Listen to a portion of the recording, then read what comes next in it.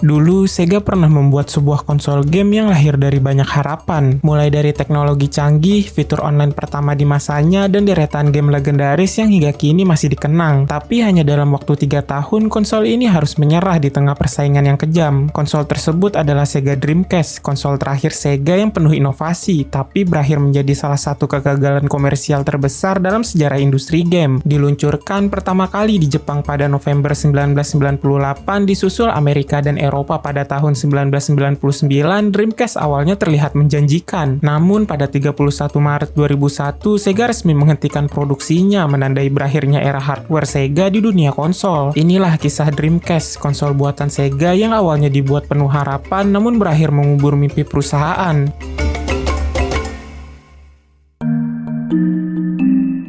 Sebelum melahirkan Dreamcast, Sega sudah beberapa kali mencoba peruntungan di dunia konsol, tapi hasilnya tidak memuaskan. Mulai dari Sega CD, 32X, hingga Saturn, semuanya gagal mendobrak pasar seperti yang diharapkan. Konsol-konsol ini bukan hanya kurang populer, tapi juga membuat kepercayaan pemain dan perusahaan game lain terhadap Sega semakin menurun. Belajar dari kegagalan itu, Sega merancang Dreamcast dengan tujuan besar, yaitu menjadi konsol generasi baru yang benar-benar berbeda. Dreamcast jadi konsol pertama di generasinya yang hadir ke pasar sebelum PlayStation 2 atau Xbox. Dreamcast sudah punya fitur yang saat itu terasa seperti masa depan, yaitu modem internal untuk bermain online dan teknologi grafis yang diambil langsung dari mesin arcade mereka, Naomi. Proyek Dreamcast dimulai sekitar tahun 1997. Sega punya satu misi, yaitu membuat konsol yang hebat tapi tetap terjangkau. Untuk itu, mereka memilih komponen yang sudah tersedia di pasaran seperti prosesor Hitachi SH4 dan chip grafis Power VR 2. Hasilnya, Dreamcast mampu menampilkan grafis setara arcade tanpa membuat biayanya melonjak tinggi. Sega juga memperkenalkan GD-ROM, sebuah format disk baru yang dirancang khusus untuk Dreamcast. Selain kapasitasnya lebih besar dibanding CD biasa, format ini juga dibuat agar harga produksi tetap hemat. Akhirnya, pada 27 November 1998, Dreamcast resmi dirilis di Jepang. Antusiasme yang ditunjukkan warga Jepang cukup tinggi. Dalam satu hari saja, 150.000 unit Dreamcast ludes terjual. Sega menargetkan penjualan 1 juta unit di Jepang pada awal-awal perilisannya. Tak berhenti di sana, Dreamcast hadir di Amerika pada 9 September 1999. Hanya dalam 24 jam penjualannya mencapai angka fantastis, yaitu 225.000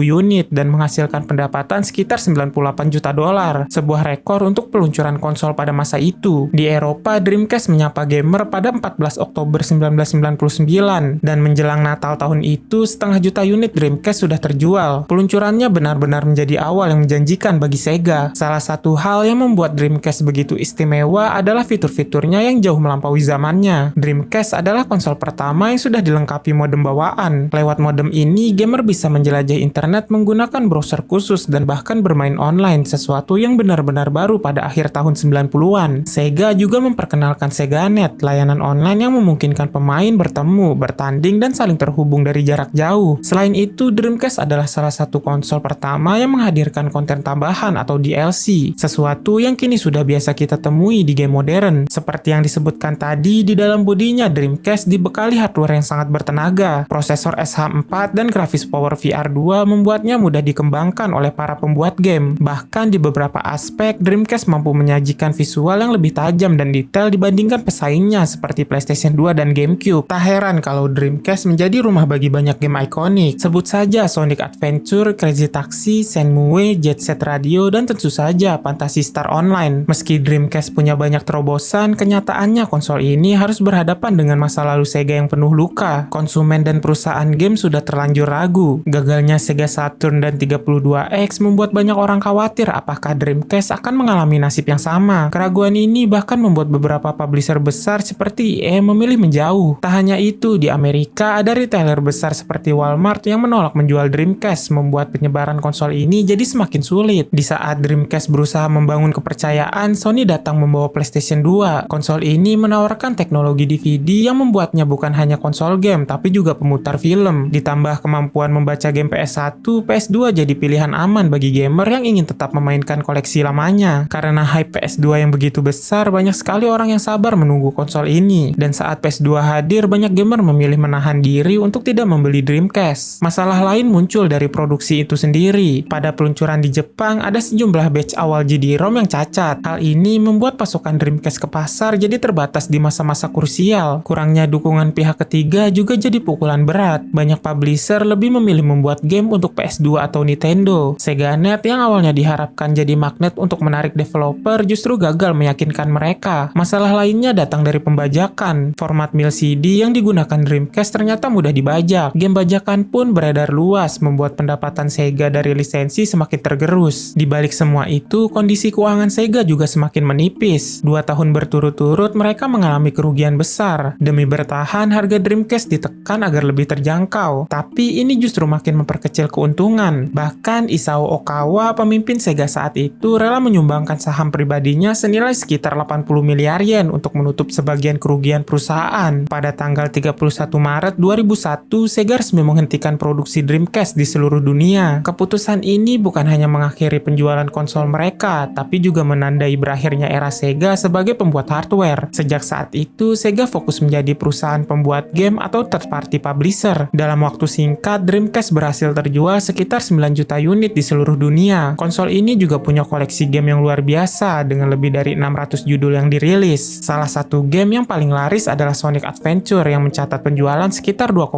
juta kopi. Walaupun usianya pendek, Dreamcast tetap dikenang sebagai salah satu konsol paling inovatif yang pernah ada. Dreamcast juga jadi pelopor di banyak hal, mulai dari fitur online play bawaan, konten tambahan atau DLC yang bisa diunduh, hingga penggunaan VMU, memory card unik yang punya layar sendiri dan bisa dipakai untuk bermain minigame. Hingga sekarang, banyak penggemar yang masih menjaga semangat Dreamcast tetap hidup. Komunitas homebrew terus membuat game dan aplikasi baru. Bahkan ada server online buatan komunitas supaya game seperti Phantasy Star Online tetap bisa dimainkan bersama. Dreamcast memang gagal secara penjualan, tapi warisannya jauh lebih besar dari apa yang konsol ini capai. Dreamcast berhasil membuka jalan untuk banyak hal yang kini jadi standar di dunia game, mulai dari online play, DLC, hingga konsep memory card interaktif. Kisah Dreamcast juga jadi pengingat bahwa dalam dunia teknologi, reputasi, waktu peluncuran, dan dukungan dari mitra sangat menentukan keberhasilan. Menurut kamu, apakah Dreamcast seharusnya bisa bertahan lebih lama? Tuliskan pendapatmu di kolom komentar di bawah. Jika kamu tertarik dengan video seperti ini dan ingin tahu konsol game buatan Apple yang gagal total, kamu bisa klik thumbnail yang muncul di layar. Terima kasih sudah menonton video ini. Jangan lupa untuk like, share, dan subscribe channel ini, dan sampai jumpa beberapa saat lagi.